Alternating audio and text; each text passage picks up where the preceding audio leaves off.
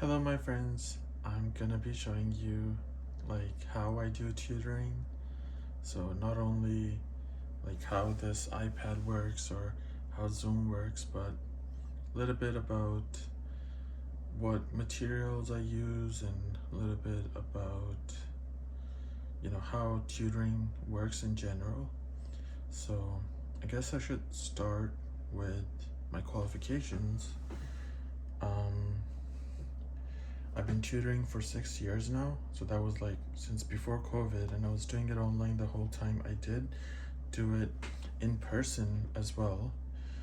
That ended up costing a bit more to the clients, but sometimes they liked that. So yeah, I've set the record for highest in grade 12, many courses. However, there's a whole backstory of how I used to be weak in math. So you can see 11 I was 80%, and then 12 I was able to bring it up to 90. However, when you look at my grade 11 test 1, I was at 38%, and then this is math. Okay, just a big difference. And before this, I was really bad at school anyway, so I learned the study tips and had the support of my family, and I looked into how studying works, and I can help my students with that.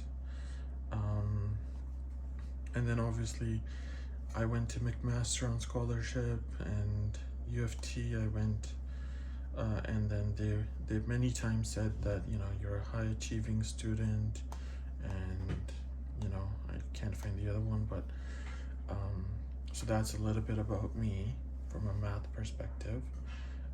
And I've been tutoring for 6 years. I follow the Ontario curriculum. So when I say that, I mean, I've been following it for 6 years, so I know it well. Grade 11 and 12 is functions and calculus. I'm good at those. And from grade 8 and below, it's math is broken down into, for some reason this page is not, oh, there we go. So math is broken down into numeracy, algebra, data, financial literacy, spatial sense. So if I go to let's try grade 8, and then you'll see what I was saying is correct. Grade 8, read online, expectations by strand. So this. So you can see here, everything I was saying is true. And this is from a curriculum perspective. It doesn't show how you should teach it or all that. So when it comes to me teaching it, I'm able to follow the textbooks. So for all the years, for example, right, grade 12, sorry, I'll choose a simpler example. Grade 10, there's either the Nelson book or the McGraw-Hill-Ryerson book. So these are the two publishers that are used throughout the Ontario schools mostly. And then these are the same old books. They don't release new editions. It's not university, because the school has to pay for the books, so they don't get new editions every year. So rewinding a bit, Ontario curriculum and how I teach is I can use the textbooks really well. And keep in mind that I have a strong background in math. I've been tutoring for 6 years. I know the curriculum. So people ask, do you have an Ontario certified teacher certificate? But then I say that they don't test on math. You don't need to be good at math to be an OCT teacher, So for example, recently, I think this was in 2022, math proficiency tests no longer a certification requirement. So you can look this up yourself as well. They don't test if you're proficient in math. It's for you to be a teacher. And moving forward, I explained all that, and I come prepared with notes. So for example, in my, where's my notes? So for simpler grades, it's something like fractions. I would have the notes ready. You know, you can see my handwriting is okay, it's readable. Or I can like change it to text with 1 or 2 buttons, as you saw earlier. For higher grades, like for example grade 11, I remember I was teaching this. So no,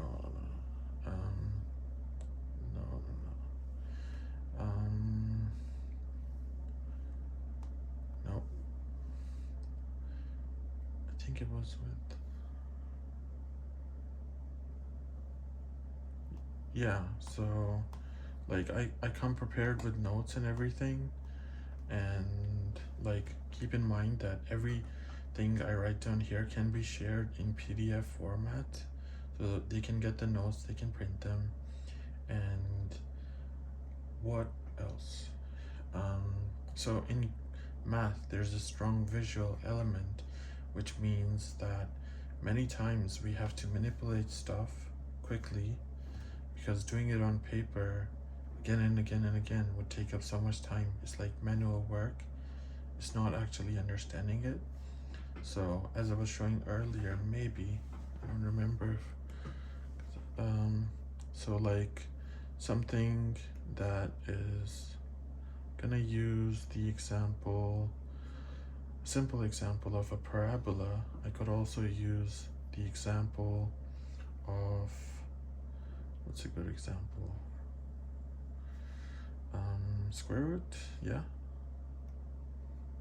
So y equals x squared, y equals square root of x. Now if I want to show them that by changing this to y equals negative x squared minus 3, what happens? So again, there's so many combinations, and I need to demonstrate them. It's important that the student understands it. Not that he has like 100 pages of notes that he wrote by hand. So if he's able to understand that this moves it vertically down, okay. If I can show him this moves it vertically down, I can show him all other possibilities and how the algebra would affect it. So doing this digitally would be much easier and faster. So again, this was y equals x squared minus 4. For this one, what I'll do is I'll reflect it as well. Y equals negative square root of x, and I'll move it down, so minus 4 again. On this one, I can do it on the same page, same diagram. I would say it goes like this. So let's try these out. I'll only do this one. So again, technology is good because you can quickly say, what is y equals square root of x? So it looks like what I was showing you, but y equals negative square root of x was this, but we're moving it negative 4. So nope, I made a typo and I made another mistake. So negative 4. So it does move down. I was maybe distracted, so this, but here's the correct version. So it moves like this. and as you saw in my diagram, that's what I have. So, which shows that technology is good. There is also coding that they've introduced to the curriculum starting grade 2 and 3. So 2 all the way up, you have to do coding, whether it's microbits or Scratch. Those are the two types of Scratch is a programming language they use, and also microbits. It's like, okay. There's also spatial sense. So for me to try to show the student like how certain things happen or look like from different angles, like I could make this a different kind of square and show him like what happens from the top, what it looks like from this side, what it looks like from this side. And they will have to do this on tests, like on paper, but if they can see it here, they can draw it there, and I can practice with them. So this is, by the way, something my student drew, but there's a star in the sky. But what else?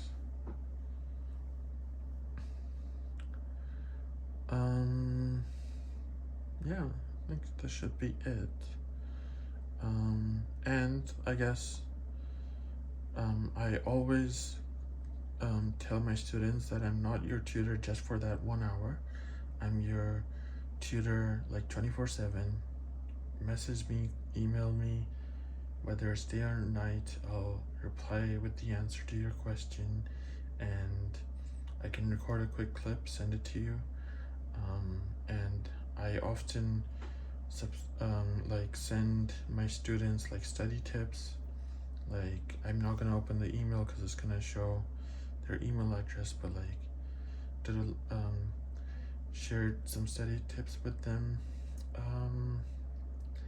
I think that should be good enough. But what I want to show you is that like there is a limited number of hours between 5 and 10 or 11. So if I have 5 hours that day or during the weekdays, I can teach a maximum of 5 students. If someone has a test, then maybe they're staying awake late night, but in that 5 hours I can tutor 5 students. But if one of the students wants in person, so the time would overlap maybe 3 hours. So I would be charging something like 3 times that hour, right? Because it's taking up that much time. So that's why I do online, because it helps everyone, and then it's easy to reschedule, and offers a lot of flexibility. And the rates that I offer, like, it's the lowest you'll find. People with my experience are charging like 50, 60 for online. In person they're charging 100, 110. It's true. Like, I'm not making this up. But I want to have more students and just do more hours, reach a wider audience. Okay, and no, that's another person who is interested in tutoring. Yeah, so my rates are 25 an hour from all the way grade 9 and all the way to below, and grade 10, 11, 12 is 30 an hour. And I can do, I've tutored students who are taking IEP, or students who have like ADHD. I'm not a psychologist, but I have experience working with this kind of students, and I'm, generally aware of, how I can be more accommodating and make my education more accessible for them. Thank you.